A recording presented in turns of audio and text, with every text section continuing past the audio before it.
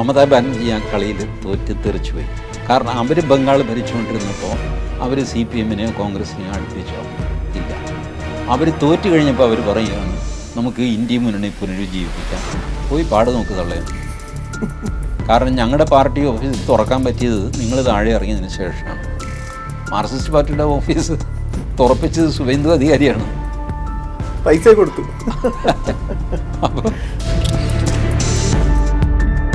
ഈ ഇന്ത്യ സഖ്യത്തിന്റെ യോഗം ഇനി എങ്ങാനും കൂടാൻ പോകുമ്പോൾ കൂടണമല്ലോ എന്തായാലും. ഇനിയിപ്പോൾ UP ഇലക്ഷൻ വരുന്നുണ്ട്. ഇപ്പോൾ ഇന്ത്യ സഖ്യത്തെ പറ്റി ആരും ഒന്നും ഇടാറില്ല. അവരുടെ മറ്റേ കൈവക്ക് സമ്മേളനം ഉണ്ടല്ലോ, ഒരു 10-20 പേര് നിന്നിട്ട് ഇങ്ങനെ കൈവക്കുന്നില്ല, അതുമില്ല. ഇനി ഇന്ത്യ സഖ്യം പുനരുജ്ജീവിക്കണമെങ്കിൽ കോൺഗ്രസും കൂടെ തോക്കണം. അടുത്ത തിരഞ്ഞെടുപ്പിലുമൊക്കെ തോറ്റ് അണ്ടം കയറി കഴിയുമ്പോഴത്തേക്ക് പിന്നെ എല്ലാവരും പിച്ചക്കാരായി മാറുമ്പോൾ പിച്ചക്കാരുടെ ഒരു ഐക്യമായിട്ട് വീണ്ടും ഇന്ത്യ സഖ്യം നിലനിൽക്കും. ഇങ്ങനെ എല്ലാ ഇലക്ഷനും തൂത്തുവാരുന്ന ഒരു സാഹചര്യം ഉണ്ടാകുന്നു. ഇപ്പോഴും ഒരു പ്രധാനപ്പെട്ട ഒരു ഏജൻസി നടത്തിയ സർവേയിൽ ഏതാണ്ട് 380 സീറ്റുകളാണ് ഇപ്പോൾ ഇലക്ഷൻ നടന്നാൽ NDAക്ക് മാത്രം കിട്ടുന്നൊരു സാഹചര്യം വരുന്നത്. BJPയുടെ ഒരു പ്രത്യേകത, അവർ പരാജയത്തെ അവർ അക്സെപ്റ്റ് ചെയ്യും, സത്യസന്ധമായിട്ട് വിലയിരുത്തും, തരികിട കളിക്കുക. ഇപ്പോൾ മാർക്സിസ്റ്റ് പാർട്ടികളിൽ അവർ തോറ്റുന്ന അവരെ ബോധ്യപ്പെടുത്താൻ നമ്മൾ എന്തുമാത്രം M. സ്വരാജ് പറഞ്ഞു, അത് ഞങ്ങൾ തെറ്റുള്ളത് ജനങ്ങൾക്ക് തെറ്റുപറ്റുക.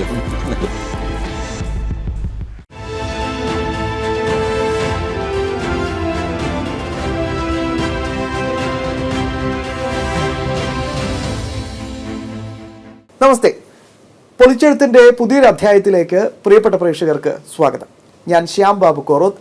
എനിക്കൊപ്പം പ്രിയപ്പെട്ട പ്രേക്ഷകരുടെ പ്രിയങ്കരനായ സംവാദകൻ, ചിന്തകൻ, രാഷ്ട്രീയ നിരീക്ഷകൻ ശ്രീ TG മോഹൻദാസ് ചേരുകയാണ്. സ്വാഗതം സർ. എന്തായിരിക്കും ഇന്ത്യ സഖ്യത്തിൻ്റെ ഒരു ഭാവി ഇനി? കോൺഗ്രസ് അവരുടെ കാർഡുകൾ സമർത്ഥമായിട്ട് കളിച്ചു. അതേ തുടർന്ന് ഇന്ത്യ സഖ്യത്തിന് വലിയ ക്ഷീണം വന്നു. കോൺഗ്രസ് ചതിയന്മാരാണ്. അവർ DMK-യെ വിട്ടിട്ട് TVK-യുടെ കൂടെ പോയി. ഇപ്പോൾ 2 മന്ത്രിമാരെയും കിട്ടി. അവർക്ക് ആകെ 5 MLA-മാരേ ഉള്ളൂ, അതിൽ 2 പേര് മന്ത്രിമാരായി. കോൺഗ്രസ് ചെയ്ത കാര്യം എന്താണെന്ന് വെച്ചാൽ സൗത്ത് ഇന്ത്യ അവരുടെ കയ്യിലാകണം എന്ന് തീരുമാനിച്ചു. നോർത്ത് ഇന്ത്യ നരേന്ദ്രമോദിയുടെ ആയിക്കോട്ടെ, സൗത്ത് ഇന്ത്യ ഞങ്ങളുടെ കയ്യിലാണ്. തെലങ്കാന അവരുടെ കയ്യിൽ, കർണാടക അവരുടെ കയ്യിൽ, കേരളം അവരുടെ കയ്യിൽ. തമിഴ്നാട്ടിൽ DMK-യുടെ കൂടെ നിന്ന് അവർക്ക് ഒരു പ്രയോജനം ഉണ്ടായില്ല. TVK-യുടെ കൂടെ പോയിട്ട് കൂട്ടുകക്ഷിയായിട്ടെങ്കിലും അധികാരത്തിൽ അവിടെയും വരും. എക്സെപ്ഷൻ ഉള്ളത് ആന്ധ്ര മാത്രമാണ്. ആ ആന്ധ്രയെ കോമ്പൻസേറ്റ് ചെയ്യാനായിട്ട് വടക്ക് അവർക്ക് ഹിമാചൽ പ്രദേശുണ്ട്, തെക്ക് നരേന്ദ്രമോദിക്കൊരു പോണ്ടിച്ചേരിയുണ്ട്.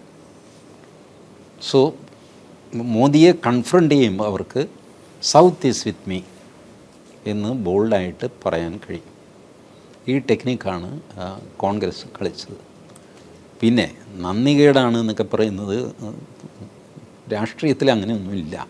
ഒരു നന്ദിയും ഇതൊന്നും ആരും കാണിക്കാറൊന്നുമില്ല. അപ്പോൾ അതുകൊണ്ട് അത് വിടുക. അതിൽ മമതാ ബാനർജി ആ കളിയിൽ തോറ്റ് തെറിച്ചുപോയി. മമതാ ബാനർജി ഒറ്റയ്ക്കായി.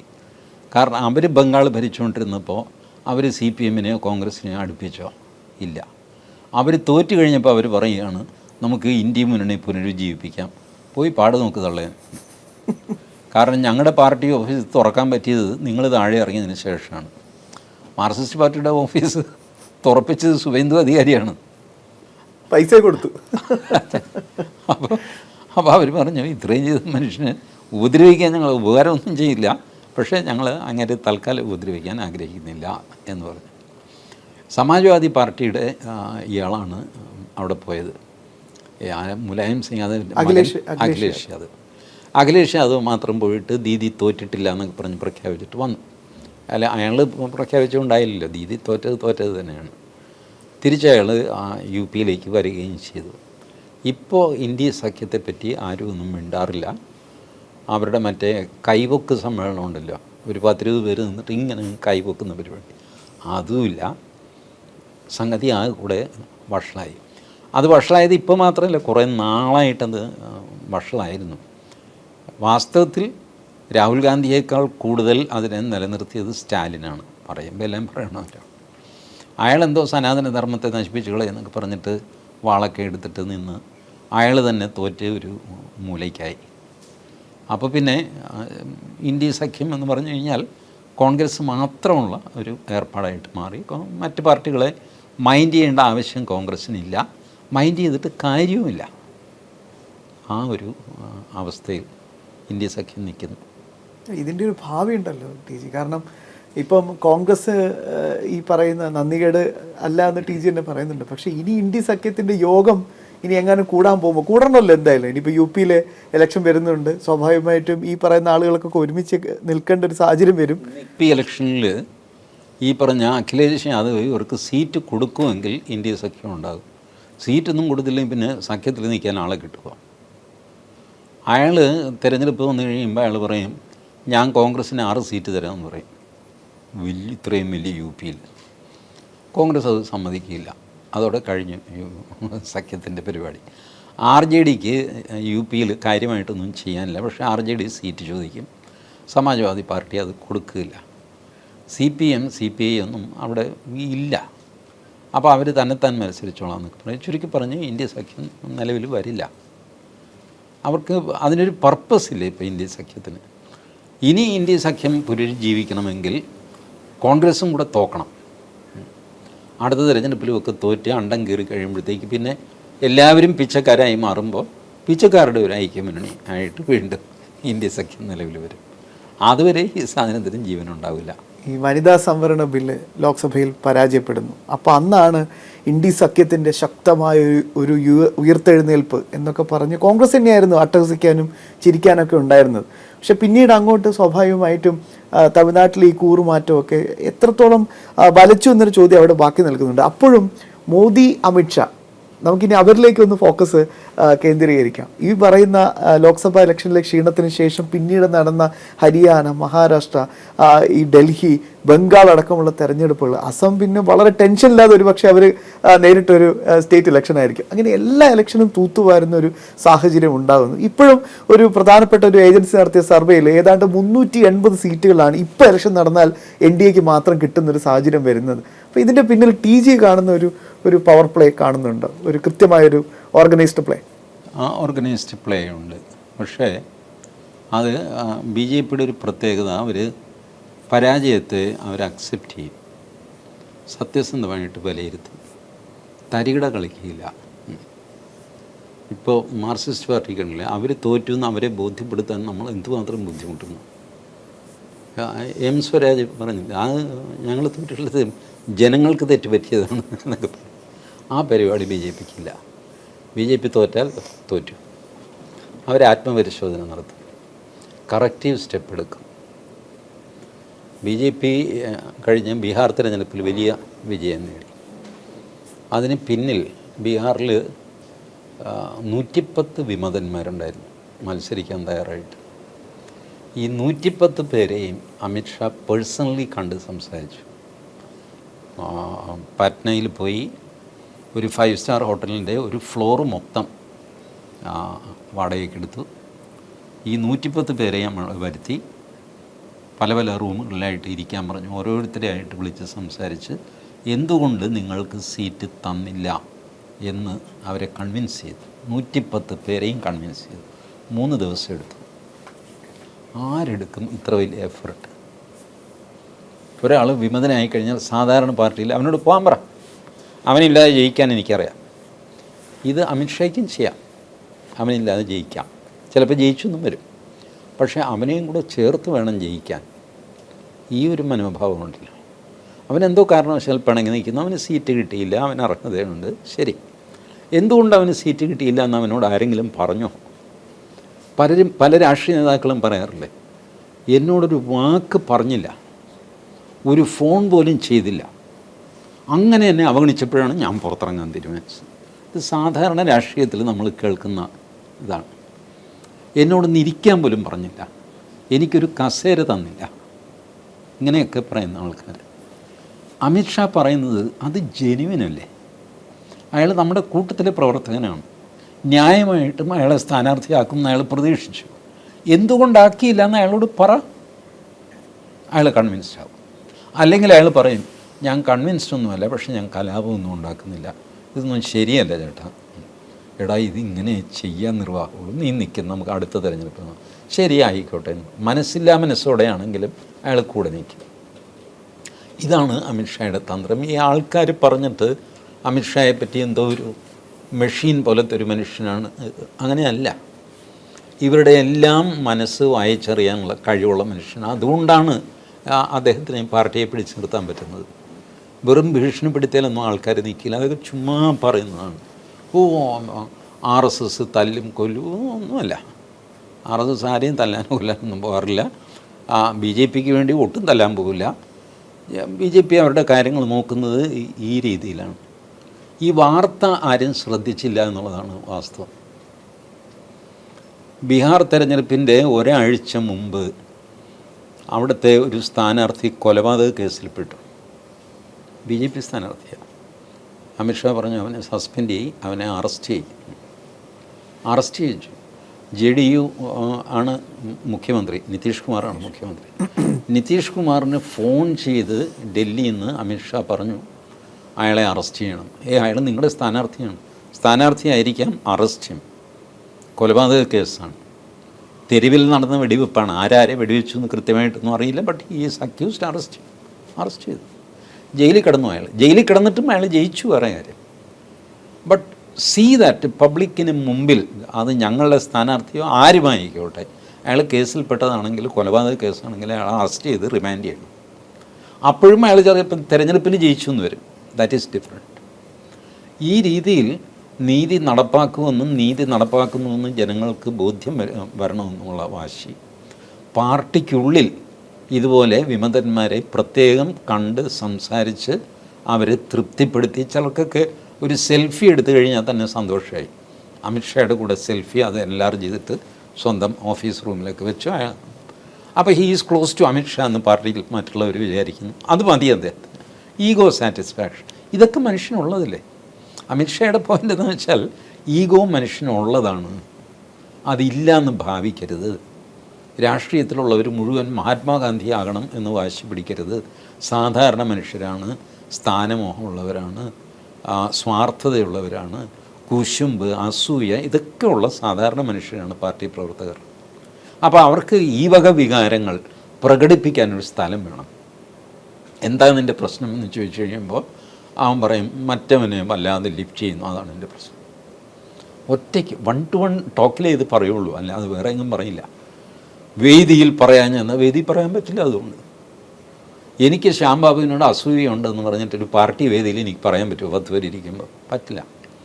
പക്ഷേ പാർട്ടി പ്രസിഡൻറ്റ് എന്നോട് ചോദിക്കുന്നു എന്താ പ്രശ്നം? ശ്യാം ബാബുവിനെ ചേട്ടൻ വല്ലാതെ അങ്ങ് പൊക്കുന്നു, ഞാനെന്താ? അപ്പോൾ മനസ്സിലായി അസൂയാണ്, കുശുമ്പാണെന്ന് മനസ്സിലായി. ഇത് ഉള്ള വികാരമല്ലേ എന്നാണ് അമിത്ഷാ ചോദിക്കുന്നത്. ഇതുള്ള വികാരമാണ്, മാനുഷിക വികാരമാണ്, അത് അക്സെപ്റ്റ് ചെയ്യുക, അതിന് സമാധാനം ഉണ്ടാക്കുക. അങ്ങനെ ബുദ്ധിമുട്ടിയാണ് അവർ ജയിക്കുന്നത്.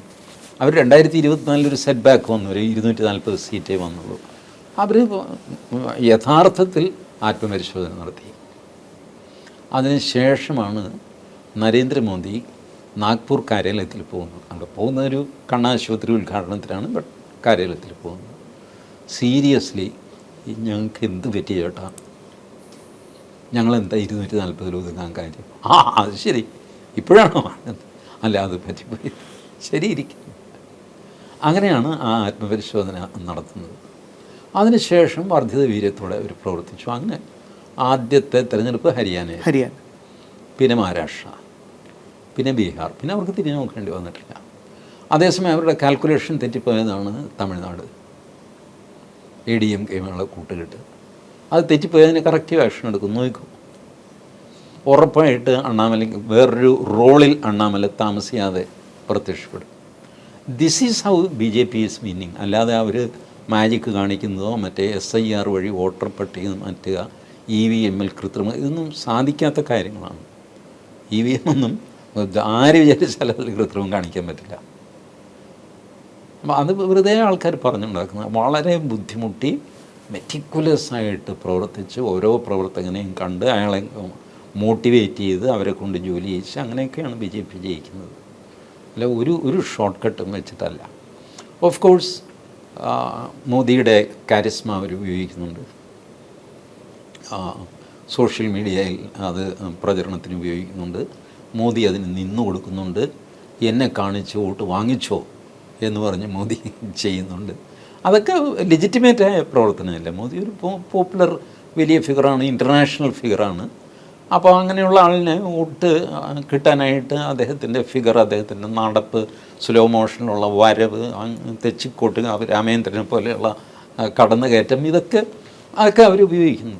ഏതെല്ലാം രീതിയിൽ ജനങ്ങളെ സ്വാധീനിക്കാമോ ആ രീതിയിലെല്ലാം ലെജിറ്റിമേറ്റായിട്ട് ചെയ്യാവുന്ന കാര്യങ്ങൾ BJP ചെയ്യുന്നു. ഈ കേരളത്തിൽ ടി ജി സാർ കണ്ടു കാണും, നമ്മുടെ പ്രോട്ടൻ സ്പീക്കർ ജി സുധാകരൻ ഒരു പരാമർശം നടത്തിയത്. ഇവിടെയും വരാൻ സാധ്യതയുണ്ട് ഇന്ത്യ സഖ്യം, കാരണം അത്രമേലൊരു BJP വളരാനുള്ളൊരു സാഹചര്യവും സാധ്യതയും ഒക്കെ ഇവിടെ ഉണ്ടെന്ന് പരോക്ഷമായി പലരും സമ്മതിക്കുന്നുണ്ട്. ടി ജിയുടെ ഒരു കാൽക്കുലേഷൻ താമസിക്കും, വരാൻ സാധ്യതയുണ്ട്, പക്ഷേ താമസമുണ്ട്. കാരണം ഈ ഡെമോഗ്രാഫിക് പ്രോബ്ലം ഉണ്ടല്ലോ, അത് ഓവർകം ചെയ്യാൻ BJPക്ക് കുറെ കൂടെ സമയമെടുക്കും. ഞാൻ പറഞ്ഞില്ലേ, ഇതിൻ്റെ ഇപ്പോഴത്തെ ഈ അവസ്ഥ, പൊളിറ്റിക്കൽ ഇസ്ലാമിൻ്റെ കടന്നുകയറ്റം കുറെ കൂടെ മുന്നോട്ട് പോകും. അത് മുന്നോട്ട് പോയി കഴിയുമ്പോൾ ഇസ്ലാം അല്ലാത്ത സമൂഹങ്ങൾക്ക് മനസ്സിലാവും ഇത് ഈ കച്ചവടം നമുക്ക് മുതലാവില്ല എന്ന്. അവർ റീഗ്രൂപ്പ് ചെയ്യുമ്പോൾ ഞാൻ നേരത്തെ പറഞ്ഞ ഫിനോമിന ഉണ്ടാവും. ഇസ്ലാം ഒറ്റപ്പെടും, ബാക്കിയുള്ളവർ അപ്പർ ഹാൻഡ് എടുക്കും. അന്നായിരിക്കും ഈ BJPയുടെ ഒരു എക്സ്പൊണൻഷ്യൽ റൈസ് പെട്ടെന്ന് വരാൻ പോകുന്നു. ഈ വോട്ടിലുണ്ടല്ലോ, നമ്മൾ വോട്ടിംഗ് ശതമാനം നമ്മളെ വല്ലാതെ കൂടിക്കഴിഞ്ഞാൽ പോലും സീറ്റാവില്ല. ഒരു നിശ്ചിത ശതമാനത്തിൽ നിന്ന് പിന്നെ ഒരു 0.5% കൂട്ടും, പെട്ടെന്ന് 15-20 സീറ്റൊക്കെ കിട്ടിയെന്ന് വരും. അത് നമ്മളുടെ ഈ തിരഞ്ഞെടുപ്പ് സിസ്റ്റം അങ്ങനെയാണല്ല. ആകെ 100 വോട്ടുണ്ട്, അതിൽ 30 വോട്ട് വരെ നമുക്ക് ഒരു വ്യത്യാസവും കാണില്ല. 30 വോട്ട് കിട്ടി, സീറ്റ് കിട്ടിയില്ല. 35 കഴിയുമ്പോഴത്തേക്ക് പെട്ടെന്ന് നമുക്കൊരു സീറ്റാകും. ഇപ്പോൾ വെറും 5 വോട്ട് കൂടി, പക്ഷേ ഒരു സീറ്റ് കിട്ടി. അതിൽ നിന്ന് ഒരു വോട്ട് കുറഞ്ഞു കഴിഞ്ഞാൽ ആ സീറ്റ് പോകും. നമ്മുടെ ഇലക്ഷൻ സിസ്റ്റത്തിൻ്റെ പ്രത്യേകതയാണ്. ഈ സാധനം പൊളിറ്റിക്കൽ ഇസ്ലാം കുറെ കൂടെ മുന്നോട്ട് പോകും എന്നാണ് ഞാൻ കരുതുന്നത്. അതിൻ്റെ ദംഷ്ട്രകൾ മുഴുവൻ തന്നെ വെളിക്ക് കാണിക്കുമ്പോഴേ ബാക്കിയുള്ളവർക്ക് ഇതിൻ്റെ ഗൗരവം മനസ്സിലാവുള്ളൂ. അതോടെ അവർ ഒറ്റപ്പെട്ടു പോകും. അത് നമ്മളുടെ ഡോക്ടർ B. അശോകൻ്റെ ഒരു അനാലിസിസ് ഉണ്ടായിരുന്നു, TV ചർച്ചയിൽ അദ്ദേഹം പറഞ്ഞു. അൾട്ടിമേറ്റ്ലി കേരളത്തിൽ 2 ധാരകളുണ്ടാകും. ഒന്ന്, ന്യൂനപക്ഷങ്ങൾക്ക് അപ്പർ ഹാൻഡുള്ള ഒരു മുന്നണി, ഭൂരിപക്ഷത്തിന് ഹിന്ദു അപ്പർ ഹാൻഡുള്ള വേറൊരു മുന്നണി. അതിൽ അദ്ദേഹം കൗതുകകരമായൊരു കാര്യം പറഞ്ഞു. ഇതിനകത്ത് ക്രിസ്ത്യൻസിന് അവർ വിചാരിക്കാത്ത ലിവറേജ് കിട്ടിയെന്ന് വരും. കാരണം അവർ ഇസ്ലാമിക ശക്തികളുമായിട്ട് ചേർന്നാൽ ഒരു സെറ്റ് ഓഫ് പൊളിറ്റിക്സ് ഉണ്ടാകും, ബെനിഫിറ്റ്സ് ഉണ്ടാകും.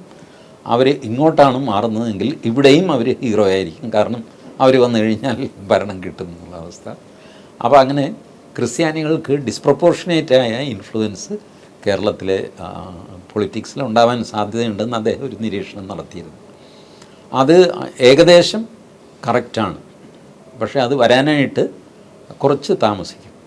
ഡോക്ടർ അശോക് തന്നെ പറഞ്ഞത് അത് 2031 34 ഒക്കെ ആകുമ്പോഴായിരിക്കും ഈ അവസ്ഥയുണ്ടാകുന്നത്. ബാക്കിയുള്ളവർ മെല്ലെ അപ്രസക്തരായി പോവുകയും ചെയ്യും.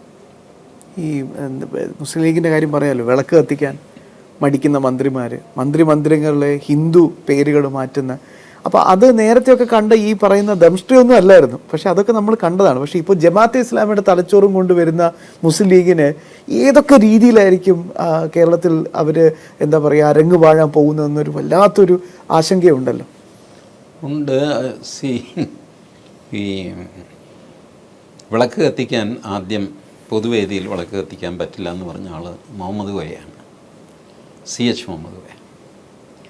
പിൽക്കാലത്ത് CH മുഹമ്മദ് കോയ അദ്ദേഹത്തിൻ്റെ പല സുഹൃത്തുക്കളോടും പറഞ്ഞതായിട്ട് ഞാൻ അറിഞ്ഞു. അത് എഴുതി വെച്ച് എങ്ങും ഞാൻ കണ്ടില്ല, ബട്ട് എനിക്കറിയാവുന്ന പലരും എന്നോട് പറഞ്ഞിട്ടുണ്ട്. CH മുഹമ്മദ് കോയ സ്പീക്കറാവുമ്പോൾ മുസ്ലിം ലീഗിൽ നിന്ന് രാജിവെപ്പിച്ചല്ലോ കോൺഗ്രസ്. അന്ന് ഈ താടിയും തലക്കെട്ടുമുള്ളവർ സി എച്ചിനെ വിമർശിച്ചു. ലീഗിൻ്റെ തൊപ്പി കൊണ്ടുപോയി കോൺഗ്രസിൻ്റെ കാൽക്കൽ വെച്ചവനാണ് എന്ന് സി എച്ചിനെ ആക്ഷേപിച്ചു. അപ്പോൾ അവർക്ക് ഒരു മറുപടിയായിട്ടാണ് നിങ്ങളെക്കാൾ വലിയ മുസ്ലിമാണ് ഞാൻ എന്ന് കാണിക്കാൻ വേണ്ടിയിട്ടാണ് സി എച്ച് ഈ വിളക്ക് കൊളുത്തില്ല എന്ന് പറഞ്ഞത്. എന്നിട്ട് സി എച്ച് പ്രൈവറ്റ് ടോക്കിൽ ബാക്കിയുള്ളവരൊക്കെ പറഞ്ഞു നിങ്ങളൊക്കെ വിളക്ക് കൊളുത്തിക്കുക, ഞാൻ ഇവരുടെ അടുത്തുനിന്ന് ഒരു തുറുപ്പ് കുലാനൊന്ന് അടിക്കാൻ വേണ്ടിയിട്ട് ഞാൻ ചെയ്ത പരിപാടിയാണ്, വിളക്ക് കൊളുത്തുന്നതിനൊരു കുഴപ്പമില്ല എന്ന് സി എച്ച് പറഞ്ഞതായിട്ട് ഞാൻ കേട്ടിട്ടുണ്ട്. അപ്പോൾ അതിനുശേഷം ചിലരെങ്കിലുമൊക്കെ വിളക്ക് കൊളുത്തിയിട്ടുമുണ്ട്. ഇപ്പോഴും പല മുസ്ലിങ്ങളും വിളക്ക് കൊളുത്തുന്നുമുണ്ട്.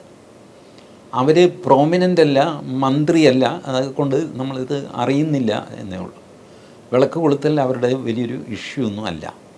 അതൊക്കെ ഞാൻ പറഞ്ഞില്ലേ, Jamaate Islami we are different എന്ന് കാണിക്കാൻ വേണ്ടിയിട്ട് എടുക്കുന്ന സ്റ്റെപ്പാണ് ഇതെല്ലാം. അല്ലാതെ ഖുറാനിൽ വിളക്ക് കൊളുത്തണോ കൊളുത്തണ്ടോ അതൊന്നും പറഞ്ഞിട്ടില്ല, ഹദീസിലും പറഞ്ഞിട്ടില്ല. കാരണം ഇതൊക്കെ എഴുതുന്ന കാലത്ത് അവർക്ക് ഇന്ത്യ എന്നൊരു രാജ്യമോ ഹിന്ദു എന്നൊരു ജീവിയോ ഉണ്ടെന്ന് അവർക്കറിയില്ലല്ലോ. അതുകൊണ്ട് നാച്ചുറലി ഹിന്ദു സംസ്കാരത്തിലും സമ്പ്രദായത്തിലും ഒക്കെയുള്ള ചടങ്ങുകൾ എന്താണെന്നോ അതിപ്പോൾ ചെയ്യരുതെന്നോ ചെയ്യണമെന്നോ ഒന്നും അതിലെഴുതിയിട്ടില്ല. അതുകൊണ്ട് എങ്ങനെയും വ്യാഖ്യാനിക്കാം. മറ്റ് വിശ്വാസികളുടെ ഇത് പിന്തുടരുന്നത് ശിർക്കാണെന്നൊക്കെ എവിടെയെങ്കിലും എഴുതി വയ്ക്കും. അപ്പോൾ അത് ഇവിടെ കൊണ്ടുവന്ന് വ്യാഖ്യാനിച്ചിട്ട് നമ്മൾ മറ്റ് വിശ്വാസികളാണ്, അതുകൊണ്ട് നിലവിളക്ക് മറ്റു വിശ്വാസവുമായിട്ട് ബന്ധപ്പെട്ടതാണ്, അതുകൊണ്ടത് കത്തിക്കാൻ പാടില്ല എന്നൊക്കെ പറഞ്ഞ് വ്യാഖ്യാനിച്ച് ഒപ്പിക്കുന്നതാണ്. ഇതൊന്നും തന്നെ ഒരു ലിബറൽ ഇസ്ലാമിൻ്റെ സ്വഭാവമല്ല. ജമാഅത്തെ ഇസ്ലാമി നിർബന്ധിച്ച് ഇതൊക്കെ ചെയ്യിക്കുന്നത് വി ആർ ഡിഫറൻ്റ് എന്ന് വരുത്തിക്കാനാണ്. ഈ തന്ത്രപരമായിട്ടുള്ളൊരു മൗനമുണ്ടോ? കാരണം വന്ദേ മാതരം മുഴുവൻ ചൊല്ലി തൊംഹി ദുർഗാ ദശപ്രഹരധാരണിയൊക്കെ വളരെ ഭവ്യതയോടുകൂടി അവരത് കേട്ടു നിന്നു. പക്ഷേ അതൊരു തന്ത്രപരമായ മൗനമാക്കി ചില കോണുകളിൽ നിന്നെങ്കിലും ചിത്രീകരിക്കുന്നുണ്ട്. കാത്തിരിക്കാം, അറ്റാക്ക് ചെയ്യാൻ സമയമായിട്ടില്ല, അങ്ങനെ ഒരു വിലയിരുത്തൽ വരുന്നുണ്ട്. അതിപ്പോൾ എനിക്ക് തോന്നുന്നത് അതവർ ശ്രദ്ധിക്കാതെ പോയി എന്നുള്ളതാണ് വാസ്തവം. വന്ദേ മാതരത്തെ ചൊല്ലിയൊരു വിവാദം ഉണ്ടായിരുന്നു എന്ന് പോലും ഇപ്പോഴത്തെ പല നേതാക്കന്മാർക്കും അറിയില്ല. അത് 90s വന്ദേ മാതര വിവാദം, സുലൈമാൻ സേട്ടും ഒക്കെ ഉള്ള കാലം അന്നാണ് വന്ദേ മാതര വിവാദം. അത് കഴിഞ്ഞു, എല്ലാവരും ആ സംഗതി അങ്ങ് മറന്നു. അതിനുശേഷമാണ് സരസ്വതി വന്ദനം എന്ന വിവാദം വന്നത്. അതും ഇതുപോലെ വലിയ ബഹളമൊക്കെ ഉണ്ടായിരുന്നു. വിദ്യാഭ്യാസ മന്ത്രിമാരുടെ സമ്മേളനത്തിൽ സരസ്വതി വന്ദനം ചൊല്ലാൻ പറ്റില്ല എന്ന് പറഞ്ഞു. ഇവർ നിലവിളക്ക് തട്ടിക്കളഞ്ഞു. മുരളി മനോഹർ ജോഷി അധ്യക്ഷനായിട്ടിരിക്കുമ്പോഴാണ്, അദ്ദേഹം HRD മിനിസ്റ്ററായിരുന്നു, അത് സരസ്വതി വന്ദനത്തെ പറ്റിയും. അപ്പോൾ അവിടെ ബഹളം നടന്നു ഡൽഹിയിൽ. 2 ദിവസം കഴിഞ്ഞപ്പോൾ കേരളത്തിൽ ഈ കൺസ്യൂമർ ഡേ എന്ന് പറഞ്ഞൊരു ഡേ ഉണ്ട്, ഉപഭോക്തൃ ദിനം. അപ്പോൾ ആ ദിനത്തിൻ്റെ സമ്മേളനം അന്ന് കെൽട്രോണിൽ നിന്ന് ഒരു ഒഫീഷ്യൽ അതിൽ ഉണ്ടാവണം. കൺസ്യൂമർ പ്രോഡക്ട്സ് ഉണ്ടാക്കുന്ന കമ്പനി എന്നുള്ള നിലയ്ക്ക് സർക്കാരിൻ്റെ കമ്പനിയാണ്. അപ്പോൾ അത് ആ നിർദ്ദേശം പോകേണ്ടത്. അന്ന് എന്തോ കാരണവശാൽ എന്നെയാണ് അതിന് വിട്ടത്. ഞാനവിടെ പോയി കഴിഞ്ഞപ്പോൾ അവിടെ സരസ്വതി വന്ദനം ചൊല്ലുന്നു. ഇ ചന്ദ്രശേഖരൻ നായർ CPIയുടെ മന്ത്രിയാണ്, സിവിൽ സപ്ലൈസ് മന്ത്രി. അദ്ദേഹം എണീറ്റ് നിൽക്കുന്നു. സദസ്സിൽ ഞാനും എണീറ്റ് നിൽക്കുന്നു. ഇപ്പോൾ ഒരുപാട് പേരുണ്ട്, എല്ലാവരും എണീറ്റ് നിൽക്കുന്നു. യാകുന്ദേന്ദു തുഷാരഹാര ധവള എന്ന് പറഞ്ഞിട്ട് സരസ്വതി വന്ദനം. ഈ സരസ്വതി വന്ദനത്തിൻ്റെ പേരിലാണ് മിനിഞ്ഞാന്ന് ഡൽഹിയിൽ അടിപിടി ഉണ്ടായത്. അതിലുണ്ടായിരുന്നു ഇന്ദ്രജിത് ഗുപ്ത, അവരൊക്കെ വലിയ CPIക്കാർ അവിടെ അടി നടത്തുന്നു. ഇവിടെ ഈ CPIക്കാരൻ എണീറ്റ് നിൽക്കുന്നു. കാര്യം എന്താണെന്ന് വെച്ചാൽ ഇവിടെ അത് ഇഷ്യൂ ആയില്ല. അല്ലെങ്കിൽ ആ ഇഷ്യൂ ഫേക്കാണെന്ന് മനസ്സിലാക്കിയിട്ട് ചന്ദ്രശേഖരൻ നായർ ചുമ്മാ ഇരിക്കുക, സരസ്വതി വന്ദനത്തിന് ദോഷമൊന്നുമില്ല. കാരണം അങ്ങേര് പ്രകാണ്ഡ പണ്ഡിതനായിരുന്നു കേട്ടോ ഈ ചന്ദ്രശേഖരൻ നായർ, വേദം ഉപനിഷത്തൊക്കെ അറിയാവുന്ന ആളാണ്. അപ്പോൾ അതായിരിക്കാം ഒരു കാരണം. ഇപ്പോൾ വന്ദേ മാതരത്തെ എതിർക്കുന്നത് ഇറ്റ് ഈസ് ഫൂളിഷ്. ഇതൊക്കെ അന്ന് തന്നെ പറഞ്ഞതാണ്. ശ്യാം ഒരു കാര്യം ആലോചിച്ച് നോക്ക്, ഇസ്ലാമിക് റിപ്പബ്ലിക് ഓഫ് ബംഗ്ലാദേശ് ആണല്ലോ അതിൻ്റെ പേര്. അവരുടെ ദേശീയ ഗാനം അത് രവീന്ദ്രനാഥ് ടാഗോർ എഴുതിയതാണ്. അമോർ ഷുനാർ ബംഗ്ല എന്ന് പറഞ്ഞിട്ട്. അമ്മയായിട്ടാണ് അവരും ബംഗ്ലാദേശിനെ കാണുന്നത്. ശ്രീലങ്ക ഏത് RSSകാരനുണ്ടായിട്ടാണ് അവരുടെ ദേശീയ ഗാനത്തിൽ നമോ നമോ, ഞാൻ കേട്ടിട്ടുള്ളതിൽ ഏറ്റവും മനോഹരമായ ദേശീയ ഗാനം ശ്രീലങ്കയുടെയാണ്. അത് പണ്ട് ശ്രീലങ്ക റേഡിയോ സ്റ്റേഷൻ ഉണ്ടായിരുന്ന കാലത്ത് രാത്രി 11 മണിക്ക് അവർ ക്ലോസ് ചെയ്യും. ആ ക്ലോസ് ചെയ്യുന്ന സമയത്ത് അവരുടെ ദേശീയ ഗാനം അവരെ കേൾപ്പിക്കും. മനോഹരമാണ് കേൾക്കാൻ. ഇന്ന് മറ്റ് രാജ്യം അഫ്ഗാനിസ്ഥാൻ്റെ ദേശീയ ഗാനം എല്ലാവർക്കും ഉണ്ടല്ല. ഒരുപാട് രാജ്യങ്ങളിൽ ഭൂമിയെ അമ്മയെന്ന് വിളിക്കുന്നു. അപൂർവം ചിലടത്ത് ഭൂമിയെന്ന് തന്നെ വിളിക്കുന്നു. ആ ടെറിട്ടറിയെ പരാമർശിച്ച് ആ പാട്ട് എഴുതാൻ പറ്റുള്ളൂ. ഇറ്റലി, ജർമ്മനി, ഫ്രാൻസ്, ഇവരൊക്കെ അവിടെയൊക്കെ മുസ്ലിങ്ങളുണ്ട്. 10%, 16%. അപ്പോൾ അവരൊക്കെ ഈ പാട്ട് ചൊല്ലുന്നില്ല. ഈ ഇന്ത്യയിൽ മാത്രം എന്താ ഇത്ര വലിയ കുഴപ്പം? ബംഗ്ലാദേശിനെ അമ്മയെന്ന് വിളിക്കാമെങ്കിൽ ഭാരതത്തെ അമ്മയെന്ന് വിളിച്ചാൽ എന്താ കുഴപ്പം? ഇതൊക്കെ ഫൂളിഷായിട്ടുള്ള കാര്യങ്ങളാണ്. അത് ജമാഅത്തെ ഇസ്ലാമി ഞങ്ങൾ വേറെയാണ് എന്ന് കാണിക്കാൻ വേണ്ടിയിട്ട് ഇറക്കുന്ന മുസ്ലിം ലീഗ് വേണ്ടിയില്ല, PA മുഹമ്മദ് റിയാസാണ് അത് വിവാദമാക്കിയത്. എപ്പോഴും കമ്മ്യൂണിസ്റ്റുകാരാണ് ഇതിന് പാരവഹിക്കുന്നത്. രാമജന്മഭൂമി ഇഷ്യൂ ഹിന്ദുക്കളും മുസ്ലിങ്ങളും ചർച്ച ചെയ്ത് തീർന്നുപോയി, പണ്ടേ തീർന്നുപോയി. അതിന് പാരവെച്ചത് ഈ ഇർഫാൻ ഹബീബ്, റോമില്ല താപ്പർ തുടങ്ങിയ കമ്മ്യൂണിസ്റ്റ് ചരിത്രകാരന്മാരാണ് പാരവെച്ചത്. അവർ സമ്മതിച്ചില്ല. അപ്പോൾ അല്ല നോക്ക് എന്നൊക്കെ പറഞ്ഞ് ഇവരെ പിടിച്ച് ചൂട് കയറ്റിയിട്ട്. ഇത് ICHR, Indian council of historical research, അതിൻ്റെ ചെയർമാനായിരുന്നു ഇർഫാൻ ഹബീബ്. അതിൻ്റെ മെമ്പർ സെക്രട്ടറി ആയിരുന്നു MGS നാരായണൻ. ചെയർമാൻ്റെ മുറിയുടെ തൊട്ടടുത്ത മുറിയാണ് മെമ്പർ സെക്രട്ടറിയുടെ. അപ്പുറത്ത് നടക്കുന്നത് ഇപ്പുറത്ത് കേൾക്കാം സംസാരം. MGS നാരായണൻ സത്യം ഏറെ അകലെയാണെന്ന് പറഞ്ഞൊരു ലേഖനം മാതൃഭൂമി ആഴ്ചപ്പതിപ്പിൽ എഴുതി. അതിൽ MGS പറഞ്ഞു, എൻ്റെ തൊട്ടടുത്ത മുറിയിൽ ഈ മുസ്ലിങ്ങൾ പ്ലീഡ് ചെയ്യുന്നു, തീർന്ന് പോട്ടെ ചേട്ടാ, വെറുതെ ഞങ്ങൾക്ക് ഞങ്ങളുടെ പുണ്യസ്ഥലമാണ് അതെന്ന്. ഇർഫാൻ ഹബീബ് പറയുന്നു, അങ്ങനെയല്ല, നിങ്ങൾ വിട്ടുകൊടുക്കരുത്. ഇത് വിട്ടുകൊടുത്തു കഴിഞ്ഞാൽ പിന്നെ ഒരുപാട് വിട്ടുകൊടുക്കേണ്ടി വരും. മുസ്ലിങ്ങൾ പറഞ്ഞു കൊടുക്കാനുള്ളത് കൊടുക്കണം അവർക്ക്. ഇയാൾ സമ്മതിക്കുന്നില്ല. അങ്ങനെ ഇവരെ ചൂട് കയറ്റി പിരികേറ്റിയിട്ടാണ് ഈ കമ്മ്യൂണിസ്റ്റ് പാർട്ടി ഇതൊക്കെ ചെയ്യുന്നത്. അതാണ് മുഹമ്മദ് റിയാസ് ഈ ഫേസ്ബുക്ക്, വേറെ ആർക്കും ഇല്ലാത്ത സൂക്കേട് മുഹമ്മദ് റിയാസിനുണ്ടാവാൻ കാര്യം അതാണ്. ഹിസ്റ്റോറിക്കലി കമ്മ്യൂണിസ്റ്റുകാരുടെ ജോലിയാണ് ഈ കുത്തിത്തിരിപ്പുണ്ടാക്കുന്നത്. And Riyas is a part of that.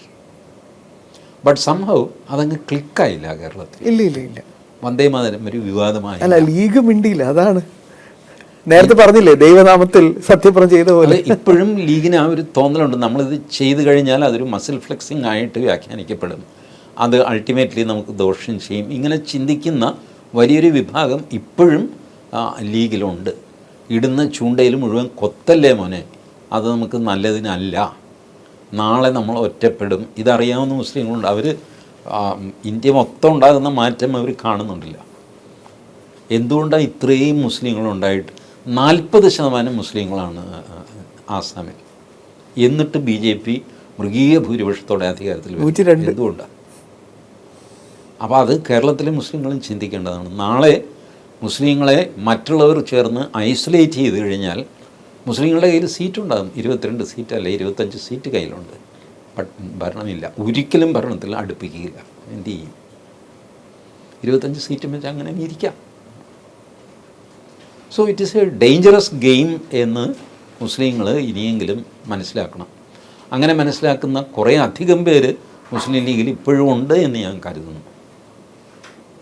So അതുകൊണ്ട് എനിക്ക് പ്രതീക്ഷ നഷ്ടപ്പെട്ടിട്ടില്ല, ബട്ട് നിരാശയുണ്ടാകുന്നുണ്ട്. ഈ റാഡിക്കൽ ഇസ്ലാമിന് പ്രോഗ്രസീവ്ലി മുസ്ലിങ്ങൾ കീഴടങ്ങി പോകുന്നത് ഒരു നല്ല കാര്യമല്ല. യെസ്, തീർച്ചയായും സമയക്കുറവുകൊണ്ട് മാത്രം നമുക്ക് പൊളിച്ചെഴുത്തിൻ്റെ ഈ അധ്യായം ഇവിടെ അവസാനിപ്പിക്കാൻ സമയമായിരിക്കുകയാണ്. പുതിയൊരു അധ്യായത്തിൽ ശ്രീ TG മോഹൻദാസും ഒപ്പം നമുക്ക് ഒരുമിച്ചിരിക്കാം.